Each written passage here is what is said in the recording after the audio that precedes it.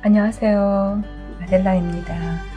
시골에서 일주를 보내고 남원역에서 기차를 타기 위해 승강장으로 들어와 건너편을 바라보니 동생 3명이 나란히 서 있네요. 셋 중에 유난히 키가 작은 큰 동생이 가운데 끼어 있어 더 작은 것 같아 보였어요. 저 건너편에서 손을 흔드는데 끔찍하게 가난했던 어린 시절이 생각났어요.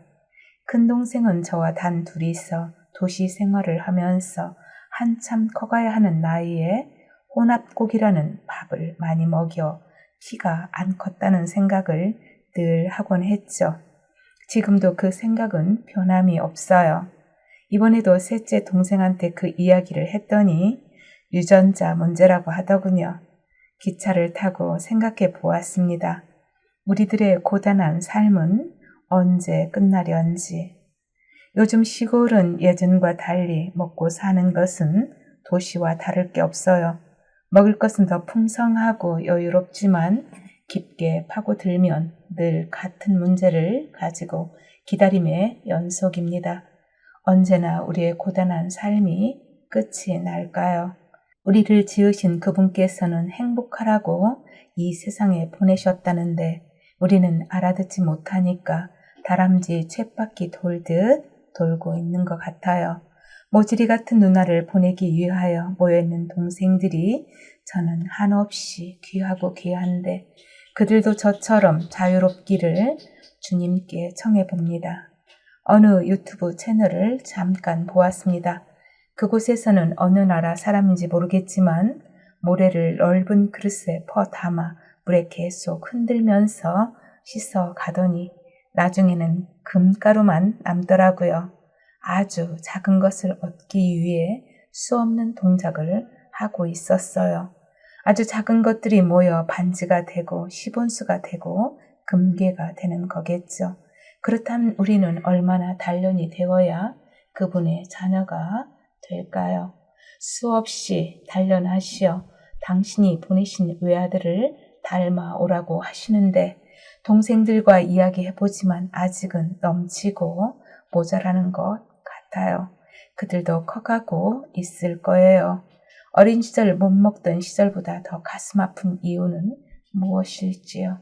육적인 것이 아닌 영적인 배고픔인 것 같습니다.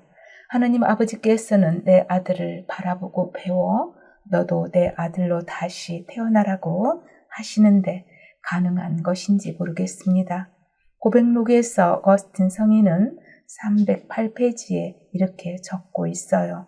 하느님과 인간 사이의 중개자란 반드시 하느님답고 사람다운 무엇을 지녀야 할 것이오니 그렇지 않고 인간답기만 해도 하느님에게서 너무나 멀고 하느님답기만 해도 인간에게서 너무 멀므로 중개자가 될 수 없을 것입니다.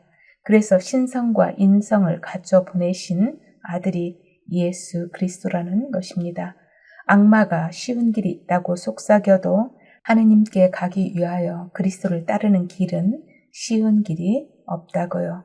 예수 그리스도만이 참다운 중개자라고 거듭 이야기하시더군요. 이번 여행길에 어거스틴 성인과 함께하여 참으로 귀한 시간이 되었습니다. 제가 이 책을 18살 때부터 곁에 두고 있었는데 50년 만에 모두 완독을 했어요. 첫 장부터 시작해서 마침까지 곱씹어 읽었습니다. 우리 가톨릭 안에 이렇게 귀한 유산이 많다는 것에 다시 한번 감사드렸고 이렇게 품위 있는 가문에 초대해 주신 나의 주님께 뜨겁게 감사할 뿐입니다. 지난 금요일은 파주의 출판단지라는 곳을 다녀왔어요. 저는 옛날 종로에 있는 책방 거리를 연상하며 혹시 볼거리라는 것이 있다는데 중고 책도 쌓여 있을까 하는 설레임이 있었어요. 하지만 그 꿈은 깨지고 현대식 건물이 줄비하게 서 있었어요. 많은 출판사와 출판업계들이 모여있는 단지였습니다. 쉽게 접근할 수 있는 곳은 지혜의 숲이라는 한 건물에 도서관과 책방 그리고 커피와 만남의 장소와 식사를 할 수 있는 공간이 잘 배치되어 있었습니다. 하루를 충분히 둘러보아도 좋을 듯 했어요. 비는 부슬부슬 내리는데 아쉬움이 있다면 제가 시기적으로 조금 일찍 방문했다는 것입니다. 딱 가을이면 좋겠더라고요. 요즘은 거리가 별로 안 예쁜 시기예요. 딸과 저는 점심을 먹기 위해 파스타를 주문했어요. 맛은 별로였어요. 테이블은 향나무였습니다. 저는 그 상위에 장터국수나 우거지 비빔밥을 강된장 아니면 양념장을 곁들이면 너무 좋았겠다 싶었어요. 나이 들면 참 생각이 그렇죠. 금요일 점심 시간이어서인지 손님은 별로였고요. 가격은 음식에 비하여 비싼 느낌이었죠. 그날 점심 먹고 당연히 체했죠. 그래도 잘 다녀왔다 싶었어요. 장소 제공만으로도 충분한 건데 제가 투정을 부려본 거죠. 꼭 젊은이들만을 위한 거리가 아니기에 우리 것도 한쪽에 장소를 내줘도 되지 않겠느냐 하는 아쉬움이에요. 테이블이 향나무였으니까요. 책방에서 제 수준에 맞는 책 한 권만 골랐어요. 요즘은 신간 잘 안 사요. 예전에 어렵게 읽고 이해하지 못한 것 찾아보는 재미가 있어요. 헌책은 미국에 가서 알라딘 서점에 들려 사오면 되거든요. 그것은 헌책값이 정말 저렴해요. 다른 사람들은 전자책을 본다 하는데 저는 아직도 종이 냄새가 좋거든요. 사온 책을 바라보면서 생각해 봅니다. 자기가 좋아하는 것, 자기가 느끼고 기억하는 것에서 벗어나지 못하는구나 싶었어요. 자연과 흙, 나무, 꽃 등 살아있다가 죽으면 모두 흙으로 돌아가는 것을 저는 좋아합니다. 저만 아니라 제 동생 모두가 마찬가지예요. 밤을 새워 나무와 야생화를 이야기하고 다음날 아침이면 또다시 그 이야기로 되돌아가는 제 동생들 걱정 안 해도 되겠죠?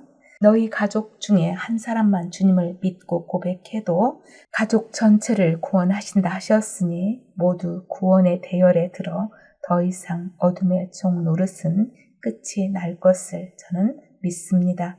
농기구가 어지럽게 놓여있는 볼품없는 앞마당에 야생화 몇 그루와 철쭉 그리고 소나무, 쥐똥나무, 이름도 다 나열할 수 없는 나무들이 빼곡한 그 집에서 남에게 해를 끼치며 사는 동생들은 없으나 그 선한 마음이 자기 것인 양 살아가며 어리석음의 죄를 범하는 것을 나의 주님께 가엾이 여겨 자비를 베풀어 달라고 기도할 뿐입니다. 우리 교리에 맞지 않지만 누군가가 그러더군요. 우리는 태어날 때 부모를 선택하는 것이라고. 그러니 한 뱃속에서 태어났다면 같은 수준인 것입니다. 때로는 한 형제끼리 비판도 하지만 이 나이가 되고 보니 이제야 분별이 되네요. 참으로 감사하고 귀한 일이에요. 함께 해주셔서 감사합니다. 다음 월요일 다시 만나요.